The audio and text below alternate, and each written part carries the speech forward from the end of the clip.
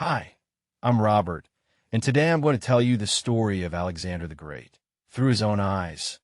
I was perhaps 12 years old when a horse trader brought a black stallion to my father's court that no one could ride. Bucephalus, they called him, ox-headed for the white mark on his brow. Grown men, seasoned horsemen, tried and failed, and my father, Philip, was ready to send the animal away in disgust, embarrassed that a horse had beaten his own cavalry officers in front of guests. I noticed something the others hadn't. The horse wasn't wild, he was afraid, spooked by his own shadow, stretching and lurching in front of him on the ground every time he turned. I turned him to face the sun instead, so the shadow fell behind him where he couldn't see it, and he calmed almost instantly under my hand. I mounted him in front of the entire court. My father watched, and when I rode back, they say he had tears in his eyes and told me Macedonia was too small a kingdom for my ambitions, that I would need to go and find one of my own. My mother, Olympias, only smiled, as though she had always known that about me. A few years later, my father hired a philosopher named Aristotle to tutor me, and between the two of them, a mother who believed I was descended from gods, and a teacher who taught me to question everything, including that, I grew up genuinely unable to tell where my ambition ended and my inheritance began. 8 years later, at my sister's wedding feast in Igi, one of my father's own bodyguards, a man named Pausanias, drove a dagger into his chest as he entered the theater alone. Why he did it is still argued over, a private grievance, a conspiracy, quite possibly both. I was 20 years old, watching the only king Macedonia had ever really known collapse in front of hundreds of guests, and within hours the same nobles who had been drinking his wine an hour earlier were kneeling to me instead. I did not have the luxury of grief. I had rivals to eliminate and an army that did not yet know whether I could hold what my father had built. I learned that week that a crown changes hands faster than anyone tells you it will, and that the men cheering you are usually the same men who were cheering someone else the day before. Within 2 years, I had secured Greece, crossed into Asia, and started a war against the Persian Empire that my father had only ever planned on parchment. I never really stopped moving after that. I am not sure, looking back, whether I was chasing my father's unfinished ambitions or running from the memory of how quickly a king can be replaced. By 326 BC, I was deep in India, facing King Porus across the Hydaspes River, swollen by monsoon rains into something closer to a small sea than a border. Porus had elephants, a river at his back, and every advantage the terrain could offer him. So I gave him a different battle than the one he was watching for. I left Craterus and the bulk of the camp visible on the near bank, loud and obvious, while I led a strike force upriver at night, through thunder loud enough to cover the sound of men and horses entering the water. My officers were not wrong to be afraid. I remember faces in that rain, men shouting to be heard over the storm, telling me plainly this was madness. I crossed anyway. By the time Porus understood where I actually was, it was already too late for the battle he had planned to fight. We beat him, though it cost me dearly. My horse Bucephalus, who had carried me since I was a boy taming him in a Macedonian field, died there, old and worn out by a battle too many. I founded a city on that spot and named it after him, Bucephala, because some debts you pay in stone since you can't pay them any other way. When Porus was finally brought before me, defeated, bleeding, and I asked how he wished to be treated, he said simply, like a king treats another king. I respected that answer enough to give him his kingdom back, larger than it had been, and to keep him as an ally rather than a trophy. Not every enemy needs to end up as an ornament. We wanted the Hydaspes, but the river was expensive, and it was not the last one in front of us. When we reached the Hyphasis, my exhausted, rain-soaked, 8 years from home army simply stopped.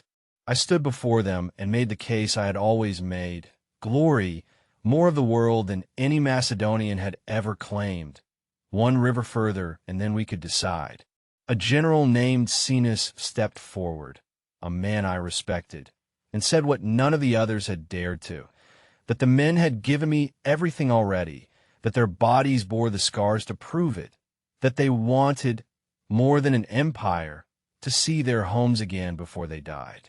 I retreated to my tent for 3 days, furious, waiting for them to change their minds. They did not. I was the one who changed his. I had crossed most of the known world by then, Egypt, Persia, mountains no Macedonian army had ever seen, and I genuinely believed, standing on that riverbank, that whatever lay past, it could not possibly matter more than what we had already survived together to get there. My men, cracked and homesick and closer to death than I'd let myself notice, understood something about limits that I'd spent my whole life refusing to. I want to tell you about a night that actually happened 2 years before that river in a city called Maracanda, because it explains something about the man who eventually gave that order to turn back. I had been drinking with my officers, and a man named Clytus, who had once saved my life in battle and loved my father before he ever had reason to love me, began saying the things drink makes men say honestly, that I was forgetting who made me, that I dressed like a Persian now, let men bow to me like a god, and had let victory rewrite my father's memory smaller than it deserved. I do not remember deciding to act. I remember a spear already in my hand, and then I remember Clytus on the ground, and Hephaestion's face in the doorway a moment too late to stop what had already happened. I did not eat for 3 days afterward. Some kings are haunted by the enemies they kill. I have always been more haunted by the friends. I did not want the men at the Hyphasis to think I had simply lost an argument, so before I gave the order to turn back, I had the priests read the omens, and I let it be known that the gods, not the general who had spoken against me, were the ones telling us to go home. I do not know, even now, how much of that I believed and how much I simply needed my men to believe. When I finally stepped out and gave the command, the sound they made was not a cheer so much as something closer to relief breaking all at once across thousands of men at the same time. I smiled for them. I have thought since about how much of my life was performed for an audience I needed to keep believing in me, and how rarely anyone thought to ask what the king actually felt alone after the noise died down. The retreat itself nearly killed more of us than any battle had. I chose to march the army home through the Gadrosian desert, partly to resupply the fleet along the coast, partly, I admit now, out of pride, no army had crossed it and survived in any organized way, and some part of me wanted to be the first. We very nearly weren't. Men and pack animals and camp followers died by the thousands, of heat and thirst, on sand that swallowed wagon wheels whole. One day a soldier found a little water pool in a helmet and brought it straight to me, past better men who had earned it more than I had. I looked at my army, cracked-lipped, barely standing, and I poured it out onto the sand in front of all of them. I was not being generous. I simply could not drink what thousands of men around me could not have. It cost me nothing to pour out that water. It may have been the cheapest thing I ever did that actually worked. My Admiral Nearchus was meant to be shadowing us along the coast with a fleet, resupplying as we went, but the timing and the geography both failed us, and by the time we finally reached water and grain that could feed an army, we had already lost more men to that desert than I had lost in every battle against Persia combined. I do not tell that part of the story as often as the water in the helmet. It is a less flattering kind of honesty, but it is the truer one. I died in Babylon, in a palace built for a king much older than me, in June of the year you would call 323 BC, after a fever that took nearly 2 weeks to finish what it started. My generals stood around that bed. Perdiccas closest, I think, though by the end the faces blurred more than I would like to admit. One of them finally asked the question every one of them actually wanted answered. To whom do you leave the kingdom? I had spent 13 years building something too large for any one man to hold, let alone inherit cleanly, and I understood, even through the fever, that naming an heir would only hand one general a target the rest would unite against. So I said the only honest thing left, to the strongest. They fought over that answer for the next 40 years and split the world I built into pieces none of them could hold alone.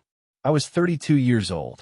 I had wanted, since I was a boy taming a horse afraid of its own shadow, to run out of world before I ran out of ambition. I got exactly what I wanted. I'm still not entirely sure it was a mercy. That was the story of Alexander the Great, in his own words. If you enjoyed this video, don't forget to leave a like and subscribe for more stories like this one. And let me know in the comments, which historical figure do you want to see next?